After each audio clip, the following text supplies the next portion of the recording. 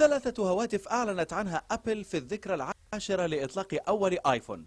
ذكرى عاشرة احتفلت بها مع آيفون 10، واخترنا أن يكون هذا الهاتف أول ما نتحدث عنه في تغطيتنا للمؤتمر، حيث الأكثر تجديدا من أبل والأكثر انتظارا. مراجعة سريعة. تصميم جديد كليا في سلسلة هواتف آيفون وغير معتاد من أبل. الهاتف بإطار معدني مع واجهة وخلفية مغطاة بالزجاج الممزوج بالفولاذ والنحاس، ووصفته أبل بأنه أقوى زجاج تم استخدامه في أي آيفون. ويبدو أن أبل استخدمت الغطاء الزجاجي لدعم خاصية الشحن اللاسلكي. الهاتف بطول 14.36 سنتيمتر وعرض 8 سنتيمتر وسمك 7.7 ملم، ويبلغ وزن الهاتف 174 جرام. واجهة الهاتف لأول مرة من أبل لا تضم أي أزرار، وتشغل الشاشة معظم مساحة الواجهة، ولكن هناك جزء مقطوع من منتصف أعلى الشاشة لتوفير مساحة لسماعة المكالمات والكاميرا الأمامية ومستشعرات الضوء والتعرف على الوجه. واستغنت أبل في هذا الإصدار عن ماسح بصمة الإصبع تاتش آي دي، ووفرت بدلا منه خاصية ماسح الوجه ثلاثي الأبعاد فيس آي دي. وللحصول على دقة عالية وضعت أبل 3 مستشعرات أخرى بخلاف الكاميرا الأمامية ترسم صورة ثلاثية الأبعاد للوجه. وبحسب أبل فإن نسبة اختراق الهاتف بهذه التقنية هي 1 من مليون شخص.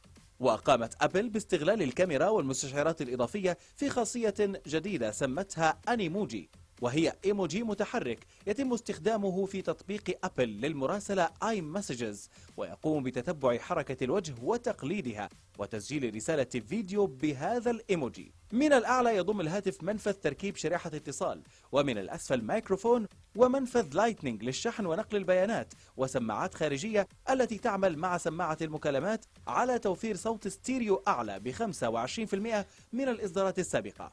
على يمين الهاتف يوجد زر الطاقة، وعلى اليسار زر التحكم في الصوت، وأعلاهما زر كتم الصوت. والهاتف مقاوم للماء والغبار بمعيار IP67 مثل هواتف آيفون 7 السابقة، وكان المتابعون يأملون في تطويرها لتكون IP68 حتى يمكن استخدام الهاتف في ظروف أكثر قسوة.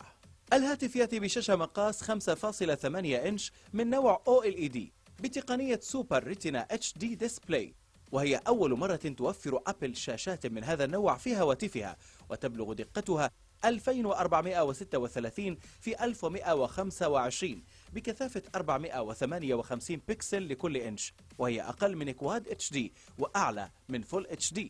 وتغطي الشاشة نسبة 81% من واجهة الهاتف، وهي نسبة جيدة لكنها أقل من المتوقع، خاصة بعد الإعلان عن العديد من الهواتف مؤخرا مثل النوت 8 وميمكس 2 التي تمتلك نسبة أفضل وحوافا أقل سمكا. سيعمل هاتف 10 بنظام iOS 11 والذي أعلنت عنه أبل مؤخرا، وأبرز الاختلافات جاءت بعدم وجود زر الرئيسية.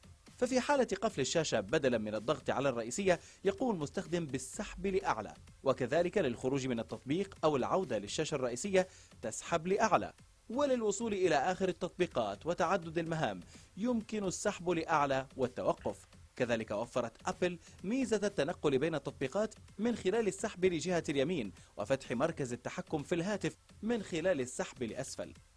المعالج A11 الجديد من أبل والذي من المتوقع أن يحقق نتائج قوية، خاصة بعد الأداء القوي لشريحة A10 فيوجن السابقة، وهو سداسي النواة تعمل 4 أنوية منهم للمهام العادية. وتقول أبل إنها أسرع 70% من مثيلاتها في الإصدار السابق، ونواتان للمهام القوية والمعقدة وهما أسرع بنسبة 25% من السابقتين. ويضم المعالج وحدة معالجة عصبية خاصة فقط بميزة التعرف على الوجه، تقوم بمقارنة الصور الملتقطة للوجه مع الصور المخزنة سابقا وملاحظة التغييرات. وبحسب أبل فإن الهاتف يستطيع التعرف على الوجه حتى في حالة التغيير في الشكل مثل قص الشعر أو ارتداء القبعة أو نظارة، وكذلك في الإضاءة المنخفضة.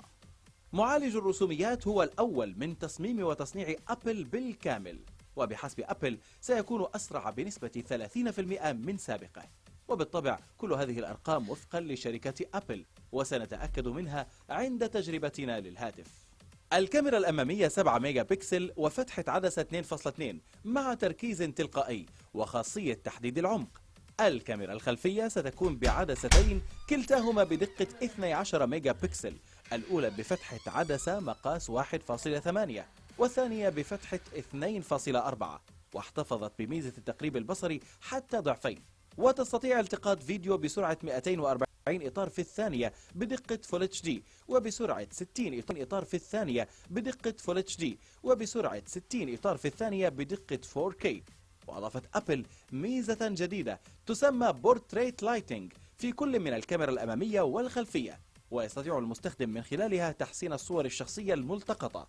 فمن خلال هذه التقنية يتم عزل المحيط حول الوجه وتعديل إضاءة الوجه، ويمكن إضافة المحيط مرة أخرى أو الاستغناء عنه. ولم تعلن أبل عن قدرة البطارية، لكنها قالت إنها أطول عمرا من آيفون 7 بساعتين فقط، وغير قابلة للإزالة، وتدعم الشحن السريع، ولأول مرة تدعم الشحن اللاسلكي، لكن سيتم بيع هذا الشاحن بشكل منفصل.